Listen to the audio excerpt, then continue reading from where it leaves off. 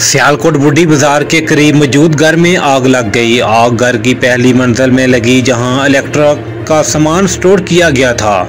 तंग गली की वजह से ऑपरेशन में काफ़ी मुश्किलात का सामना करना पड़ा। मजीद जानते हैं अपने ब्यूरो चीफ पंजाब मोहम्मद तसीफ से। जी तसीफ, बताइएगा।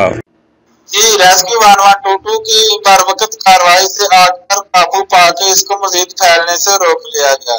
रेस्क्यू 1122 की 4 फायर ब्रिगेड ने इस ऑपरेशन में हिस्सा लिया। रेस्क्यू 1122 ने सख्त जद्दोजहद और 4 घंटे की अथक कोशिश के बाद आग पर काबू पा लिया।